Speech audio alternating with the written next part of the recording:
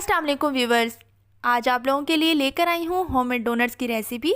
ऐसे तो ये रेसिपी बहुत इजी है, लेकिन अगर आप चाहते हैं कि आप भी घर में डोनट्स बनाएं, वो बिल्कुल परफेक्ट बने, तो इसके लिए मैं रेकमेंड करूँगी कि आप इस वीडियो को पहले पूरा वॉच करें, फिर रेसिपी को स्टार्ट करें। क्योंकि थ्रू आउट वीडियो में जो मैं टिप्स एंड ट्रिक्स दे रही होती हूँ, जो समटाइम्स आप लोग मिस कर देते हैं, तो फिर रिज़ल्ट भी वैसा नहीं आता है। मैंने डोनट्स के साथ चॉकलेट ग्लेज की रेसिपी भी दी है, आप चाहें तो अपनी फेवरेट फ्रॉस्टिंग भी यूज़ कर सकते हैं जो आपको पसंद है।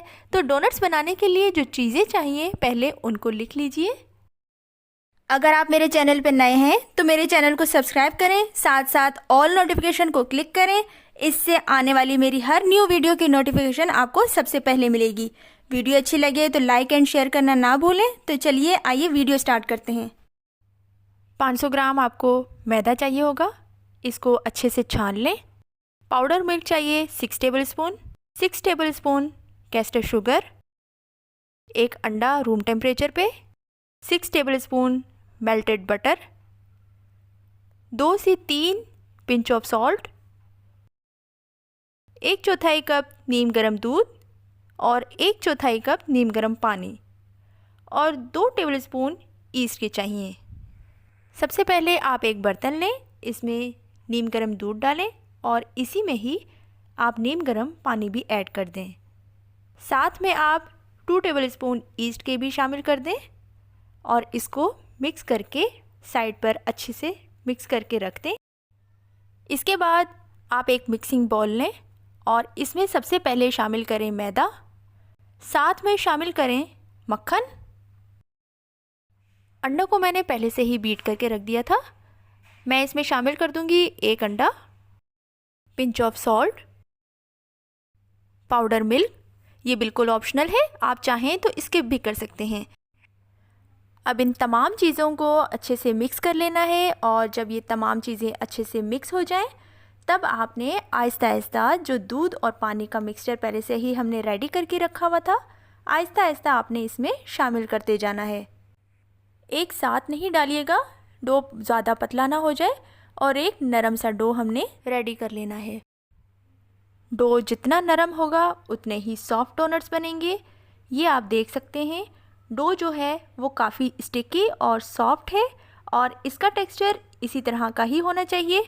अब इसके बाद एक और मेन स्टेप, आपने काउंटर पे थोड़ा सा मैदा छिड़कना है। इसके बाद डो को आपने 3 से 4 मिनट के लिए अच्छे से गूंदना है, स्ट्रेच करना है। जितना आप इसको अच्छे से गूंदेंगे उतना ही सॉफ्ट डोनट्स बनेंगे और इनके अंदर जो ग्लूटेन फॉर्म है, इसकी वजह से उनका टेक्सचर बहुत अच्छा आएगा।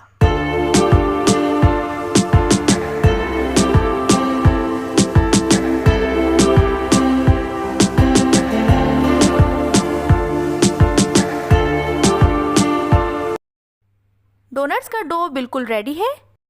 अब एक बॉल में थोड़ा सा ऑयल डालकर इसको अच्छे से फैला लें और इस ग्रीस्ड किए हुए बॉल में अब आपने डो को रख देना है और हल्का सा ऊपर ऑयल लगा और अच्छे से कवर कर देना है।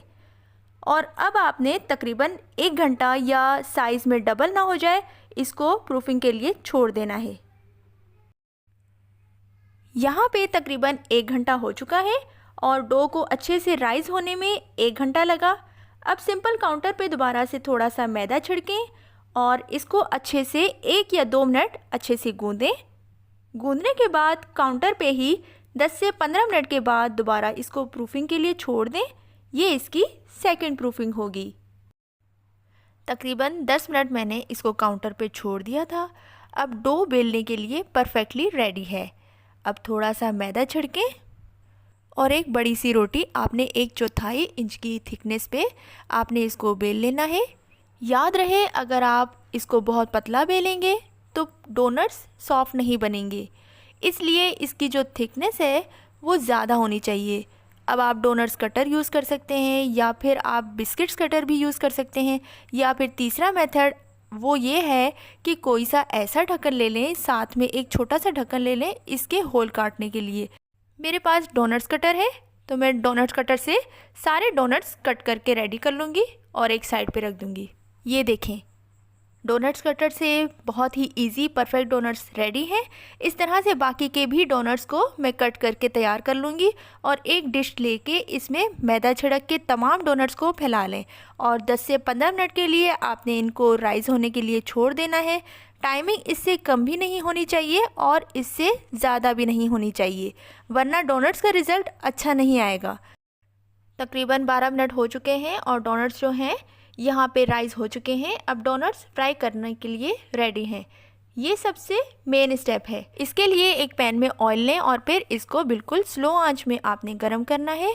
इसके बाद थोड़ा सा आपने एक डो का पीस लेके इसे ऑयल में डालना है। वो फ़ौरन ऊपर नहीं आना चाहिए, थोड़ी देर के बाद आप चेक कीजिएगा और ये इस तरह से ही हल्के हल्के बबल्स आ रहे हैं, तो इस तरह से आपने ऑयल का टेम्परेचर चेक करना है, ठीक है। और मैं रेकमेंड करूँगी कि आप पहले एक डोनट को फ्राई करें ताकि आपको पता चल जाए कि किस टेम्परेचर पे कितनी देर के लिए डोनट को फ्राई करना है। तो बस इसी तरह से पैन को बहुत ज़्यादा भरे बगैर तमाम डोनट्स फ्राई कर लेने हैं, हल्की आंच पे ही फ्राई करने हैं और इस तरह से बहुत ही लाइट ब्राउन कलर जब आ जाए तो आपने डोनट्स को ऑयल में से निकाल लेना है, किसी नेट पे फैला के रख देना है। ये इसका मेन स्टेप है।